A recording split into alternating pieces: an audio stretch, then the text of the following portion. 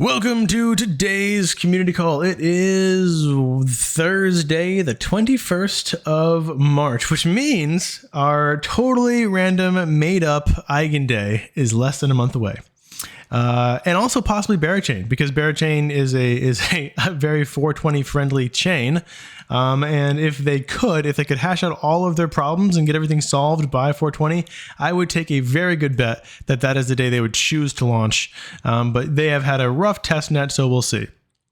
I anticipate a massive amount of hype around Berachain when it launches, but we'll see like how it hashes out as a usable and actual friendly EVM chain in the long run. But in the short term, it should be a lot of memes and fun. So I have said before that I personally think April is going to be like April showers, just tons of massive airdrops. I do anticipate that EigenLayer is going to airdrop. I'm like 60% in April, 40% maybe in May. And this is based off of just talking to people who have actually invested in EigenLayer at like the seed round level. They are all of the mind that Eigen is going to do their mainnet launch in very late April, and they're going to have the airdrop coincide with mainnet launch. So we'll see. Try this and connect wallet. Shouldn't need an invite code. Okay, well I will use that. Yeah, so that was like if I click on airdrop and then click enter the ether, that's what it takes me to, and then connect wallet. Okay, well cool. So we're going to look at a bunch of things today, but I first wanted to start off with some like bullish update on a few things. Like one, I've done a change to my portfolio. Sometimes these are interesting to people who watch these videos. I know a lot of you guys are like doing your own thing with your portfolio, and like, you know, Crypto has absolutely been killing it. Thank you for sharing your updates with us. A lot of other people also have had great success either with EtherFi, just like farming Eigen points.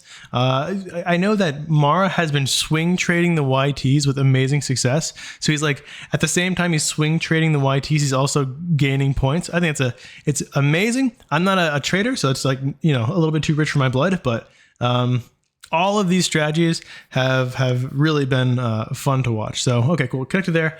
But let me start with this. So I, in my calculation for total Eigen points by Eigen Day, if you look at this formula immediately, you'll just see what I did wrong, right? I had a plus C10 at the end of each of these in the average, which meant that I was averaging an additional roughly 3 billion points into the sum. So it was putting this at like 8 billion, which you know, it was easy to not notice because there was just so many numbers in the air. But what that did effectively is like, if I just, if I put 8 billion here, you would see the points go way down. So let me just put like, or I'll show you what I had. It was plus C10 and plus C10, which would have put it at 8.6 billion and 17-cent point value, which I thought, man, why is that so low? And then Jungle was like, your math is wrong. And it was, right? I don't know why I had that in the formula. I think it's because I had like this as the first part of the formula.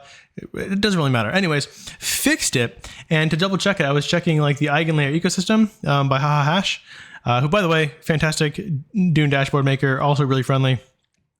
And look at their estimates, right? So if you guys haven't checked out this very specific part of their Dune dashboard, hopefully you guys can see this. Am I sharing the Dune dashboard? I hope I am.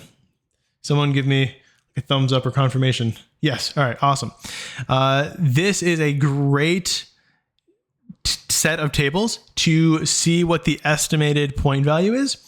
So let's just say they do, I think this is totally reasonable, right? This is my low end. This is my sort of high end. This is my highest possible end for points specific linear airdrop. I would not go to 15%. 15% is like a man can dream, right? Like that is, I would be so mind blown if they did 15%. I think 5% is a great conservative. We should go with that because it's better to aim low than aim high. 7% is a maybe, totally possible. 10% is like, that is my more than home run, dream come true.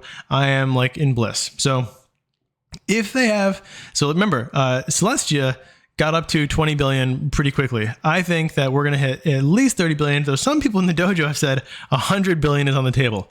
And, you know, relatively, they only have up to 50 billion, I think for good reason. But let's just look at 30 billion and 35 billion. So at 5%, 30 billion valuation, that's 50-cent Eigen if it was to launch today. Now, it's not going to launch today. I know that. But if we go down here and we look at 30 billion, right? And it launches in April, this is 15%. So divide this by 3. 72 divided by 3 is 27 cents. Is that right? Yeah, 27 cents roughly, 27.3 cents. That's amazing. And also, guess what? That's roughly what I have. That's exactly what I have. So this is nuts, right? So I previously had this way, way, way lower, and now my conservative estimates have point values at 27 cents. I am stoked. So update on my portfolio, I exited my LP. So you guys probably know, some of you might know that I was really, really heavy into my KEP ETH LPs for a while, and I LP'd, you know, starting like, I think this was me. This candle was me buying some, and I've LP'd all the way until now. I wanted to have a lot of KEP exposure because I just thought, you know, it's going to at least go to 18 cents, right? And that's probably going to be more than ETH increases in this time frame. I would rather be in KEP than ETH, and there is also a chance of AVS airdrops. So my mind was like, I just want to hold a lot of KEP. I missed the chance to exit at like 95% KEP, which would have been amazing. I would have had like 2 million KEP. It would have been incredible. I missed it. And then, you know, I was back in like half KEP, half ETH. Today, it went down till I had like 80% KEP, 80% ETH. I said, this is definitely going to be like the bottom. And boom, I pulled right there. You can see where I removed my liquidity. Yep, that's me. And I removed my liquidity, and then boom, price shot up. I'm a very happy camper right now. My KEP hit a 5% price increase like right after I pulled it, and 12 cents. That's amazing because right now KEP's at 12 cents, but my conservative estimate has it somewhere around 27 cents. So I would love for it to hit, you know, $1. That would be nuts. If it hit $1, then, you know, I might be able to quit all my other jobs and only focus on the DeFi dojo. That would be amazing because I like the other stuff that I do, but I'll tell you what, it's a headache. My favorite thing to do is hang out in the dojo and you know, shoot the shoot and strategize. That is this is my home from home. My home away from home. Anyways, this update has been amazing. I'm so glad the jungle found this math error, and fixing it has made me very bullish on my strategizing. But now what do we do with, you know, YTs? So we have looked at some of the YTs pricing. I still think 420 is a, you know, good shot, but let's do May 1st just to be a little bit more bearish, or even May 5th, right? Have some bearish assumptions. That's still, you know, if we hit 22 cents, I am so happy. And I do think that we can like blow past that. So like totally reasonable for us to potentially get, and if we get any positive ETF news, 45, 50 is in the cards. And then, you know, if we put 7, this is like, you know, more bullish. Imagine 41 cent per Eigen point. How crazy would that be? So anywho, let's be bearish. I like to be bearish. Right now we're aiming between, like with Pendle, between like 15 to 27 cents per EL point. Not great deals in my opinion. And then if you want to get them on whales, there's just no liquidity. So really, you know, if you want to be farming EL points at this time, the only place to do it cheaply is like either buying them outright on whales. And remember, your max return on whales is 2x, or else the person's just not going to give you the airdrop. They're just going to like let you walk away with their collateral, or buying them on cap. But I just pulled my liquidity. I was half the liquidity here. So you're not really going to be able to buy this with size, unfortunately. So, you know, if you do a large buy order, it's just going to shoot up the price. There is also like just the YTs. So I would look for a dip on the YTs. Like if you're coming into this late in the game, you still want to participate in the YTs. So you still want to participate in EtherFi. YTs are a good way to try to do this. I would buy the short dated one if you're specifically looking to farm the EigenLayer airdrop. If you want to also farm the other airdrops, look for a dip in, I don't know, let's say RS ETH might be a good one. EtherFi is an interesting one. We're going to talk about this because I was speaking with another member of the dojo, who you guys could probably guess who it was, who is like very, very intent on tracking EtherFi. And they were saying that this was a great time to exit the EtherFi YTs because one, it just recently pumped quite a bit. And two, it's difficult to know how this is going to react to airdrop news, because if the way that it works is that as long as you're holding like even one ETH, that you get a rank up each week, then like that rank up applies to your entire account, then what you could do is like just ignore these, sell out of these, wait for price to go down, and then like in the last 2 weeks go crazy heavy into ETH PT with the max multiplier and just dilute everyone else's points who's been farming this for so long. So I don't know if that's going to happen, but it was a decent enough point for me to, I pulled out of my position. I mean, I entered this. You guys probably saw me in the Athena Ether or EigenLayer chat. I put in at when PT was at 27%. So I made a decent like 10% ROI just from the pump of the YT asset. And I exited. So I'm happy there. I got some points. I made some decent ROI. And I'm going to wait for these to go back down. Puff ETH still pretty disappointing. Just because I don't think they have given updates, but I don't fully understand them. Swell ETH seems highly priced for me right now. The ones that have short dated are really, really high, but there's a reason for that. It's because these are falling within the expected date of the Eigen day, right? So if we go over here and we look at how much you can get for one ETH. By the way, are you guys still, do you think that Eigen Day is going to happen in April or May or June? My bet is April. My second bet is like very early May. If it happens in June, I'm going to cry. It totally could. You know, this is DeFi. Things get delayed. But my best bet is late April. All right, let's see. One ETH buys 25. Okay, so we'll go over here. We'll put in 25. I mean, honestly, that is not bad. 13 cents per Eigenpoint. That is not bad at all. So 13 points per Eigenpoint. Initially ETH 1. Yeah, I mean, 13 cents per Eigenpoint is close to what you're doing with KEP. And this is for like, well, this is 5.5. If we do 4, so this expires on 4/26.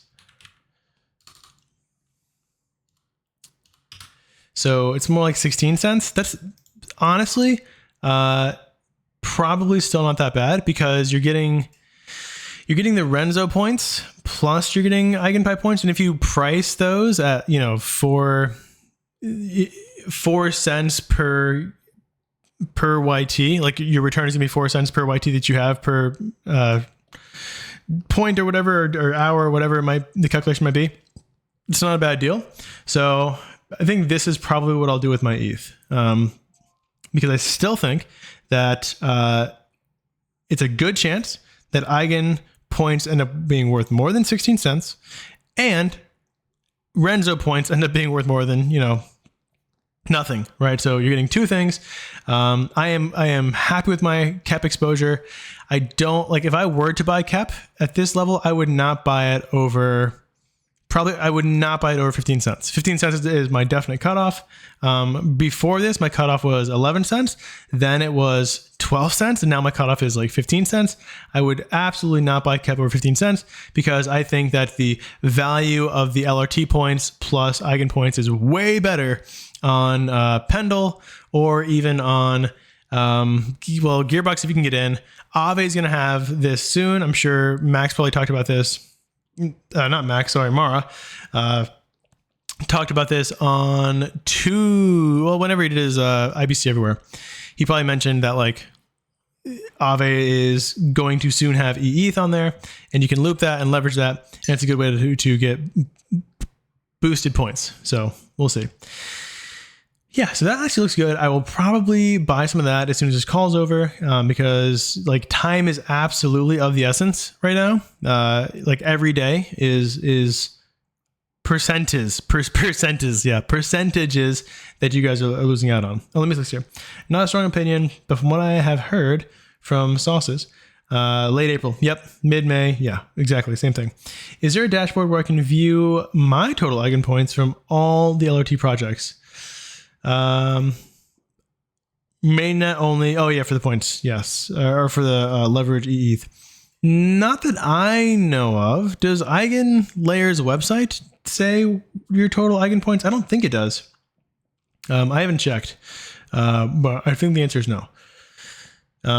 So but like presumably there's only 4 or 5 LRTs that you're invested in. All of those should have dashboards. You can just, create a table on a spreadsheet and sum them. It should not take you more than like 45 seconds to check daily. But unfortunately, I don't think there's any dashboard. But a Dune could easily pull that for you. And also I think Jungle Book could create a script that does it for you. Anyways, mainnet only, I think. Aave, Silo. Silo does have ETH. Yes. Yeah, that's true on Arbitrum. Those are all good places to leverage. I think also, I've mentioned it for the past couple weeks. Dolomite also has ETH, I think. So you could leverage that as well. All of these are decent plays.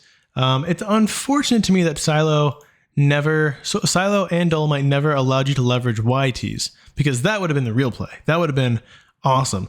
I also begged Kelp to let me leverage KEP, because I thought that would have been nuts if you could like put KEP into Silo and borrow, I don't know, stables or ETH against it and then leverage that, because that would have just been absolutely wild to just like have a leveraged KEP position. And I could technically launch that market on Athena because it's completely permissionless, but I just don't think anyone would lend to it. It would be really hard to generate interest. But that would have been cool. So if anyone can get the ball rolling on that, go for it. It'd be a lot of fun. All right, so that's that. Let's also look at really quickly Arbitrum just to see if they have anything that is better than this. This is 56%. If there's any short dated less than 54%, that is what we would go for, because it's going to have a better price per point. 96, 33, 58%. So that's higher. There's a 33 for Athena ETH. Oh, actually, this is pretty good. So this is okay. Let's look at the cost per point here. I still hold a bunch of these. So let's see. How many do I have of these? I have 34 of these. Okay. So you can buy. I bet it's going to be a pretty good deal too. Oh man, these just went up in value too. It would have been great to buy these like, what is that? Like today? No, that's yesterday. It was at 35%. No, what is it at now? 44%. Of course it is. And then 2 days ago it was at 28%. My goodness. Missed the boat there. 29. All right, cool. 29. So if you're just going for Eigen points, this is probably going to be the best. Yeah, 14 cents. That's really good, right? You'll probably get to 14 cents on KEP if you just did a $10,000, $50,000 buy. And then you're also participating in ETHFi season 2, which they're going to sort that out. EtherFi, I know like Dingo and a few other community members are a little bearish on season 2, and like what they've announced about season 2. They're a very competent team, despite what people have said. And I think they handled the first airdrop incredibly well, or as well as anyone could have expected a team that had high level of linearity in their airdrop to do. So I am actually still pretty bullish on airdrop for season 2. It's another 5% of their FDV, which at that point we will probably have revenue into the LRTs from Eigen mainnet, because that's at least 70 days out. And I'm getting the number from, they said like every week, sorry, yeah. So every week you get the chance or opportunity to go to another level or whatever. If you pay 5 ETH and you like held some Athena ETH, however long you hold it. And so for 10 levels, right? So 1 week, 10 levels, week times 10, 70 days. It's going to be at least like 2-3 months out. So by then, Eigen mainnet will have launched. There should be AVS, not only AVS revenue into the LRTs, but also potentially AVS airdrops to LRTs, and potentially to so like you may qualify for those airdrops using Pendle. So all of this stuff to me is, I think, pretty exciting. And what's the deal with Silo ETH? Oh yeah, I'll talk about that. That's that one's fun. And it's actually really easy to understand. Let me pull up Silo here. And I can easily get sidetracked. Don't judge me. ADHD is my superpower. You know, when I was in college, a psychologist said I was in the top 1% of ADHD people, like the most ADHD riddled. I don't know if that was a compliment or... Yeah, thank you. I'll take the clap. In her defense, I was probably like leaning into it a bit because I wanted to like, yeah, low-key flex. I'm supposed to be working on homework, but my ADHD, hey, look at that. That's right. Great minds. By the way, huge shout out to Jake for all of his success in concentrated liquidity. He has done an amazing job, I think, like since the beginning of his time in the dojo and like starting in the CT space to now has built like an empire of concentrated liquidity technology. So shout out to you, man. You've done an amazing job. All right. So let's circle back to Silo. Silo has these markets, I believe, yeah, on Arbitrum. Is the Pendle one on mainnet or on Arbitrum? I believe it's on Arbitrum, but let me just double check. Market, Silo, yeah, it's on Arbitrum. So what is this? This is the yield market for SETH, which is the receipt token you get for lending ETH to this PTE ETH Silo. So this is not a way, as like someone on Twitter tried to make it seem, a way to like double dip. It's a totally different mechanism. You cannot like start with ETH, put it into PT ETH, deposit that PT ETH in Silo, and then like get a receipt token to put it back into Pendle. That's not how it works. So what this is if you go to Silo, which is right here, and you go to this market for PTE ETH, and I should have guessed that the yield was going to go up on this, just because it's such an enticing thing to leverage. And you lend to it. So if you lend to, so if you go to ETH and you deposit, right, you deposit some ETH into this market, you will get a 20% APR plus 1.5% ARB STIP, and you will get a receipt token, which is SETH. So for lending, you'll get that SETH. And if you think that this APR is going to go higher because utilization is going to go up, and I do think utilization is going to go up, it's going to like skyrocket, especially as we get closer to Eigen Day, then you could take a long bet on the yield by buying the YT token here. I guess right now it's overpriced. The implied APY is 18%. Underlying is 17%. Underlying looks like 19%. At least as far as I can see. Deposit APR 20.3%. So maybe there's like an incongruency in the way it's looking at. I have PTWETH, 30% maturity June 27th. Cool. Yeah. Is that on mainnet, that PTWETH? We have just exited, or I exited mine on mainnet for that expiry, but I still think that's a good play. 35%ish. Yeah, you should be making a ton of points and they should all pay off. Hopefully you got a good airdrop if you bought that before airdrop 1, season 1. So anyways, that's what the Silo Pendle is. It's not a points thing. It's not any way to leverage your PT, unfortunately, but it is a cool play on the lending market. So it's a decent ETH yield as well for the much more conservative folks. About a month ago, you got in. Oh yeah, so you definitely should have gotten an airdrop for ETHFi. Hopefully you did. Hopefully it was a good one. All right, going back to these markets, like we just said, if you're purely farming this for the EigenLayer points, right now it seems like Easy ETH is the best bet. But if you also want to like farm, not Easy ETH, EETH, 33-day expiry. This is the cheapest way to get EigenLayer points. But if you want to farm other things like Kelp points, or Kelp miles, or Renzo points, which people for some reason are crazy bullish on, then these two markets would be a good way to supplement that. Now, wait, what do you check? Oh gosh, does anyone have the ETHFi claim website on hand? I don't have it. No, that would not be Athena. It would be, this is EtherFi. So PTWETH, gosh, hopefully you can still claim. I think you can still claim. It's only been like a week, but you should have gotten a juicy airdrop, man. If you're leveraged up enough. Thanks, Hrothgar. You are a gentleman and a scholar, and there's a good reason you're a blue belt. So appreciate that, man. Can always count on you. Yeah, man. I want to know what airdrop you got in real time. I want to feel happy for you. So anyways, we found out that there are 205 billion, I wish you could say billion like Trump, billions and billions. I can't do a Trump impression. But 205 billion Kelp miles that have been given out so far.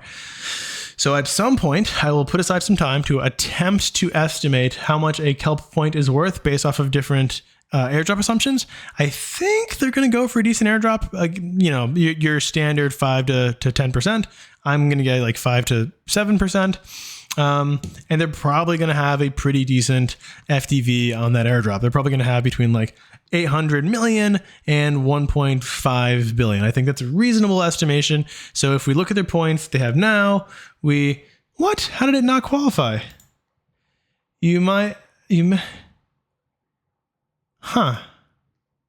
Rest in peace. That's about a month ago. Oh, PT. I'm so sorry. You had PTWE, so you weren't getting points. Yeah, I thought you meant you bought a bunch of YTWE. So you actually, you forewent your points. You gave up your points to someone else to get the fixed rate return. Yeah, sorry, man. That's rough. We've been leveraging the points and giving up our like ETH principal. Yeah, 35% APR on ETH. That's good. You probably would have doubled your principal though, which is but at least you're happy. That's what matters. Okay, so we are talking about the counter. Like Jake is our counterparty. Yay, Jake! Keep buying those PTs, and also like it's a good play. So I am also, if you guys don't know, I am also now in PenPy, a part of my portfolio, because I wanted to farm this really good like Renzo ETH. It was like 50% yield. If you go on Magpie, PenPy, on Arbitrum, this ball will bounce almost forever. And Renzo, yeah, so 58% boosted. Actually, this is better on mainnet, by the way. So if you're going to do this and you have a large bag, probably better to do it on mainnet because it's like 65% over there. But the difference of 7%. So 96-day expiry. So why did I choose this? Because I didn't choose this for no reason. There were a few reasons I chose this, but like the mathematically sound reason, the reason that makes me look smarter than I really am, is that I anticipate that Eigen Day and then a Renzo airdrop announcement will deteriorate rapidly the value of the YT Easy ETH, which means that I will see a remarkably higher APR than this 58%.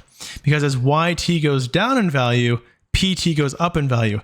And because this was a really good APR on a 96-day expiry, I thought, man, this will probably be much better than 58%, because I think Eigen Day is going to happen in 30 days, maybe 40 days, which means there's going to be 50 more days of yield after this. And I think that the YT is going to drop down by at least half in like a day after Eigen Day is announced. So it says 58%. I think it's going to end up being something like 100% return, which to me is good enough for me to have a effectively principal protected ETH yield. instead of like these YT plays where effectively you're burning, like you're sacrificing your ETH to the point gods and hoping that they reward you in the future, which has also been a phenomenal play, by the way, for anyone who's doing it. But this is, as funny as it sounds, this is my most conservative ETH play at the moment. And I'm happy with it because I do think it's going to end up dramatically outperforming the advertised APR. Now, if you wanted to do an even more conservative play with the same thesis, you could just outright buy Renzo PT ETH, right? You can just buy it under peg and then wait for it to repeg faster than expected. The only problem with doing that is that if you do that, you're foregoing any Renzo points. And I have no idea what Renzo points are going to be worth. It seems like you effectively get like the same amount of Renzo points as you get from EigenLayer points. So you could try to price them based off of FTV assumptions. Does anyone know, is Renzo the second largest LRT protocol now, or is it still like Pufferfi? Does it go like Ether? I'm gonna go ahead and server mute. Does it go EtherFi, Puffer, Renzo, Kelp, or does it go EtherFi? If anyone knows, I will give you out 3 kudos to the to the person who finds it. I bet it's on DeFi Llama somewhere. I just don't know where it is. So anyways, Renzo has been growing dramatically. I guess like that's the point I'm trying to make. I have not, like, this is the one LRT protocol that's really up there that I have zero contact with their team. I know nothing about what they're doing. I only know it's one of many LRTs, and they're aligning themselves strangely with a bunch of random alt L2s. So not the most bullish narrative in my opinion, but people are excited about them. So I am farming the good yield, and I do think this is going to outperform. So that's where my mind is at. Jake says, I'm just a concentrated liquidity dude. Yes, you are. Ask about Pendle and I'm no help. Yes. Well, I'm the Pendle man, so I will gladly help with Pendle as much as I can. Though I will say I was the Pendle man. Now I'll say this is like the Pendle community where we have a bunch of Pendle experts. And by the way, I was the second person to ever make a Pendle video after Justin Brom, who beat me to it by like 2 weeks. And he has a really good video. He was outside on his porch recording his video at that time. And this was like Pendle version 1 when no one understood it.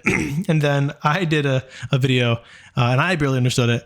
And now I feel like everyone has a good grasp of it, which is really cool, because what this means effectively, the success of Pendle and the success of this points market, what this has done is it has taught a massive portion of DeFi users about interest rate markets.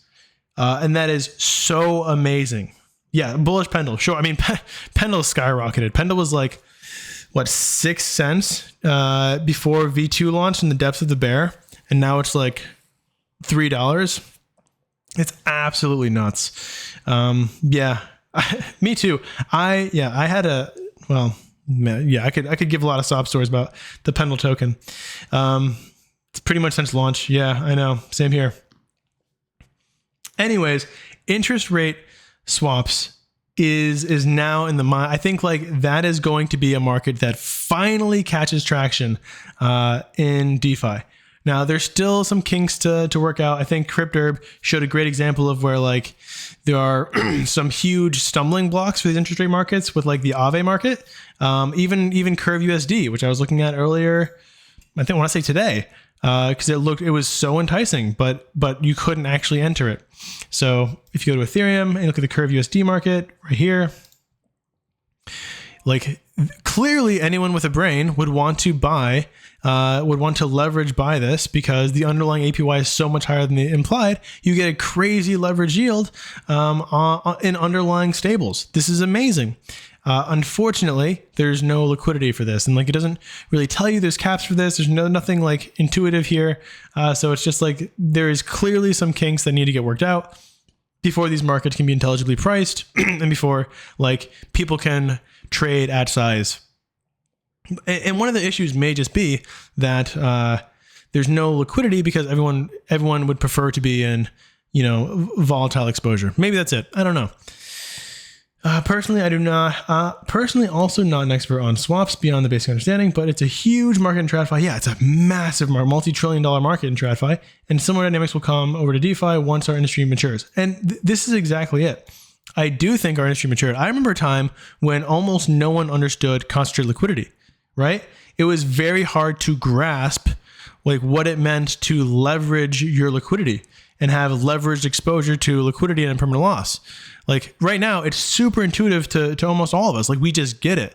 It makes sense to us because we've learned it. We've overcome that critical mass of collective knowledge. And now I think we're overcoming that critical mass of collective knowledge for interest rate swaps. And to me, and like when they're appealing, right? So this right here that we're looking at is an excellent example of when interest rate swaps would be appealing.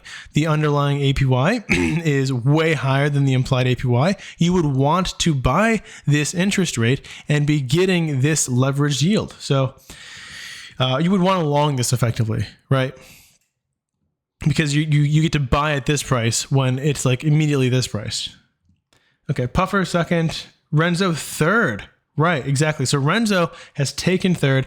That's another reason why I want to be exposed to the points. I don't mind being in this PTLP.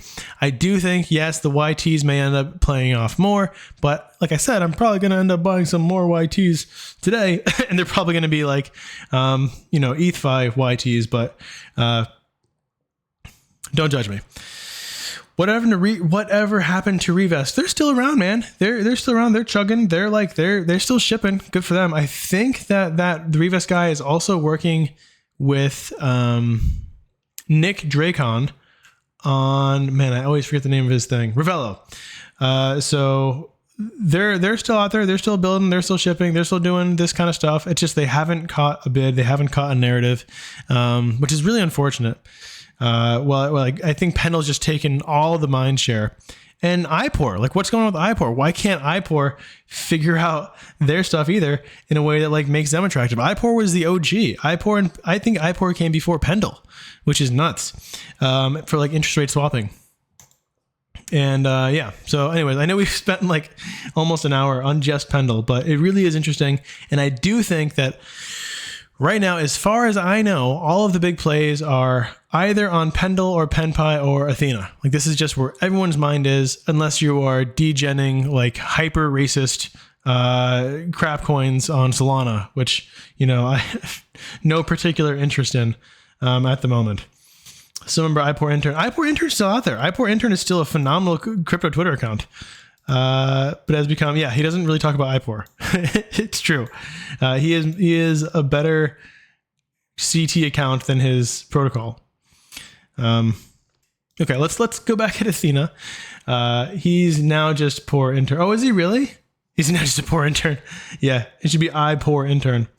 I am a poor intern. All right, back to Athena. So, CryptHerb. I think that you can give the math better, but the math that I have been given by Jungle Book and by CryptHerb, and even by Dingo, I think, has suggested that these shards will be worth something like 0.8 to 1.5% ROI per day if you just do the very basic, is it vesting? Is it locking? How does this work? Connect my wallet. Let's see. Oh, yep. I'm a speed reader. I'm definitely reading all this. Okay. Read. Look how fast I am. So, do I have to tweet? No, I don't have to tweet. Your shard. I have 0 shards. This is how exposed I am. Provide liquidity. Lock. Do I have to click one of these? Lock USD. So I click this. So first I need to get USDE. Do I have to mint this? How would I know I'm such a noob here. Where do I get USDE from? And don't stake it like I did. I will not. Thank you. Thank you for being a cautionary buy tab. All right. Thanks, guys. You can use anything in your wallet. No, I can't. Oh, yes, I can. No, I can't. Go to buy. Look at that. I have $1. I have $2 on ETH mainnet. That's It'll probably cost me like $80 to do this. I'm not going to do it, but okay, cool. Oh, only $4? That's great. I guess like gas is, what is gas right now? Gas is 27 Gwei. Guys, if you have anything to do it tonight. That's great. You have to buy first. Okay, so buy USDE. Actually, you know what? I have a little bit of stables. I might do it just to have some exposure to this in case it goes crazy wild. So buy USDE, then go over to shards, go to lock, and then lock your USDE. And then you can immediately unlock it, right? If you want to, isn't that right? And then like for the next, how many days are left? 7 days? 10 days? 7 days? Something like a week left, right? There's something like a week left and expected to get 0.8% to 1.5% ROI per day in shard airdrop. 4-1. Okay, I thought you meant there's 4 days left. 4-1. So 10 days. 10 days at 0.8% ROI per day.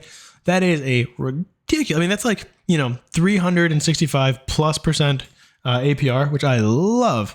So what's the gas to lock in right now? It says $6. It says $6 to lock in. So, if you only have a little bag, you get like $70 and you want to just multiply that, this would even be good for you, right? This is good for all shapes and sizes of accounts. Man, that's decent. I just don't want any stablecoin exposure because, there is a not zero chance that you throw in some stablecoins here and then in a week ETH goes up by like 30% and then you're like, oh man, I would have done better holding ETH. But so if you want to, I know what someone's going to say, you can of course collateralize your ETH or even collateralize your WeETH on many different lending protocols, borrow stables against it. Great idea, by the way.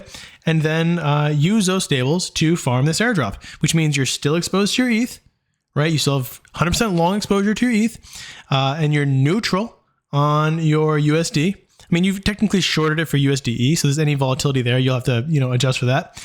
But you're farming the airdrop, which probably means you're going to get like 150% APR on your ETH principal, which is really good, right? It's hard to beat that. I mean, I think you will be beating that with like the YTs, which is why like in my mind, I still think YT is the play. But if you have a stablecoin portion of your portfolio, which all of us should have, I just don't, which we all should have. But yeah, exactly. Collateralize ETH on, I don't think can you collateralize ETH on Athena to borrow USDC? I don't see anything for borrowing. I would do it on Aave, right? Safest. Or you can collateralize WeETH on Silo, which is right here. So you go over here, you collateralize WeETH because you want to get more points. They have like Renzo in case you want to do it for something different. No, they don't. So you collateralize WeETH, or hey man, you like the PTE ETH play. You could collateralize your PTE ETH, which I think you already have. Collateralize your PTE ETH or your WeETH. That'd be a great play for you. Borrow stables against it. Looks like the current rate for borrowing stables is, let's go to borrow. Do they not have a rate? Are there none to borrow? That must be why. No stables to borrow. You have to borrow ETH. Well, that's a bummer. Let's see. Can you borrow stables against PTE ETH? Yes, you can. So you could borrow against PTE ETH, which, you're foregoing points, but 30% APR on your ETH. That's awesome, right? So 30% APR on your ETH. You get to borrow stables against it. You're only paying 20%. You're getting 300+% APR if shards are what they end up being on your stablecoin yield. That's an amazing play. But just be careful because PTE ETH is much more volatile than ETH itself. So you do want to have a little bit. 30% borrow? Oh, you're right. Still, I'll pay 30% for what? 10 days? I'll pay 30% for 10 days. Because 30% APR over 10 days, it's like roughly 1/36. So you're going to be paying less than 1% interest on your principal. On your borrow. You're paying less than 1% on your borrow for potentially, 10 days for like 15% ROI. So like 1/15 maybe of your principal goes to interest. I am happy with that arbitrage, right? Because you're effectively arbitraging the interest and yield rate. But thank you for pointing that out. Yeah, so I think that's a great play for anyone who wants to remain long, maybe wants to have a yield on their long. This is a great way to get yield on your ETH while also playing the Athena airdrop. And if I was a more conservative man with my yields, I would probably do that. It's a great play. It would be lit if you could borrow against Pendle or LRT LPs. Yes, I know. But, you know, there is this like House of Cards derivative thesis, which is like, reminds me of the housing crisis of 2008, which is like derivatives of derivatives of derivatives of derivatives of derivatives. And I love it from like a DeFi Lego perspective. And it is so like intellectually satisfying to play with these things, but it terrifies me from like a, where too much leverage can lead to collapse. You mentioned PTE ETH is more volatile than ETH itself. How does that work? Okay, yeah, cool. So we can go over this. Basically, PTE ETH's value is based on YTE ETH's demand. So if we go to PTE ETH, which is right here, and you look at this blue line, when YTE ETH goes down in value, that means people are selling the yield, and because 1 YT plus 1 PT equals 1 underlying asset, 1 ETH effectively, when YT goes down, PT goes up, right? Because like imagine you have 3 plus 7 equals 10. YT is 3, PT is 7. But now YT goes to 2. So PT must be 8 because it still has to equal 10, right? Let's say YT goes to 1. Well, PT now equals 9. But let's say YT goes to 5. Well, now PT goes to 5. So people like the volatility of this interest rate makes PT also volatile. That's what this means. But the closest to expiry, the closer and closer PT will get to equaling 1 ETH. And at expiry, PT will always equal 1 ETH's worth of, ETH.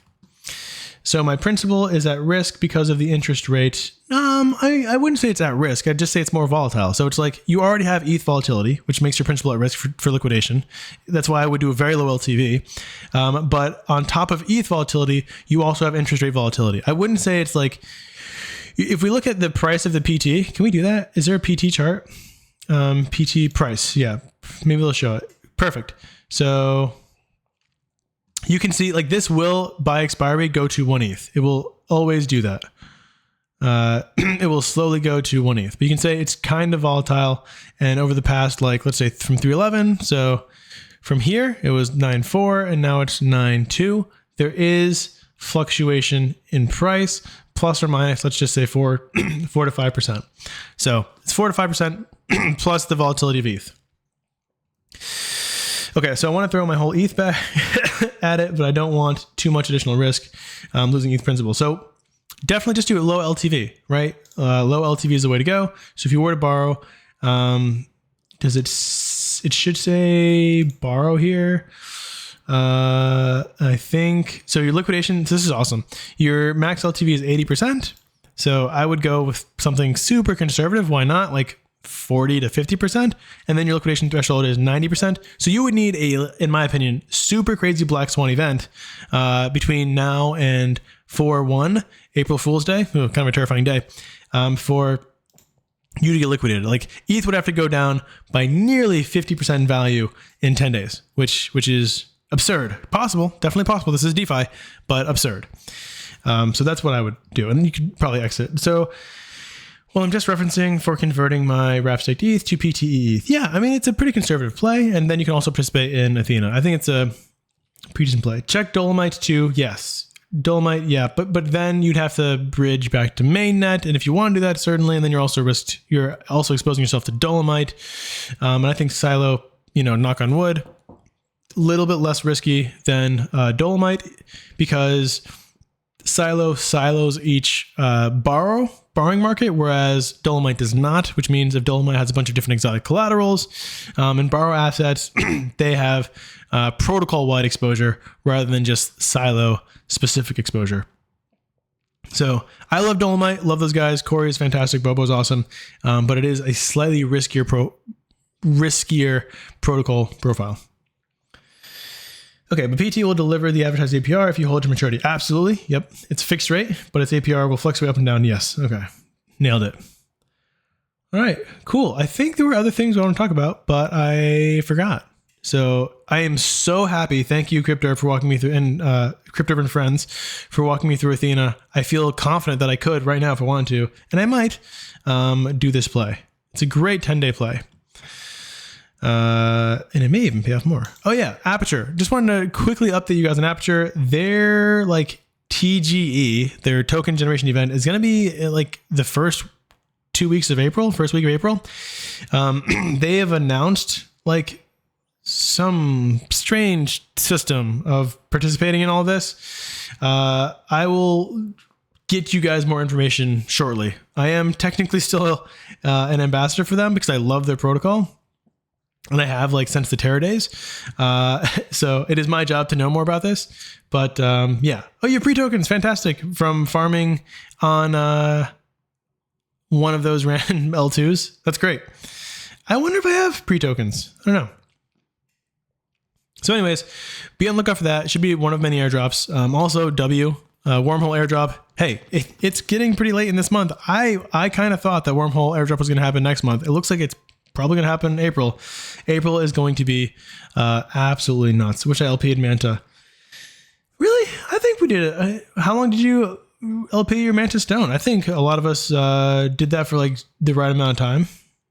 Got out a good ROI. That was my first like really winning play of this year was ETH Stone. That was an amazing LP play. Like a week. Oh yeah. Yeah. That would have been a little bit short. I think we LP'd it for like 2 weeks, 3 weeks before it kind of went down. And then the LRT rotation was definitely the thing to do.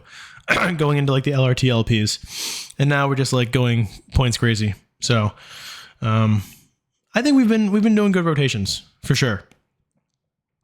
And only because of the intelligence of this Discord. So love you guys. Check on Airdrop Dash. Ooh. What? What? No, oh yeah, I definitely didn't LP any of these. I got nothing. I have LP'd so much on ETH mainnet. This is so sad. I get nothing. What a sad day. Flash transaction event rewards. No. TA liquidity didn't do that. Manta Pacific. I feel like I did that. I had to have done that. Flooded to 0. Yeah, you know what? I'm no longer an ambassador. They give me no airdrop. They get nothing. That's a bummer. But, you know, so it goes. I won't flood it to 0. I still love Aperture. It is my favorite liquidity management tool. Reaver is still my favorite liquidity looking at tool. Same painful feeling as Polyhedra. Yeah, me too. All right, guys. Well, that's it. I think this was an amazing call. Thank you all for answering my questions and participating. Jake, always great to see you. Always a pleasure. Crypto, thanks for answering the questions. Don Sylvester, a pleasure. And have a wonderful rest of your night.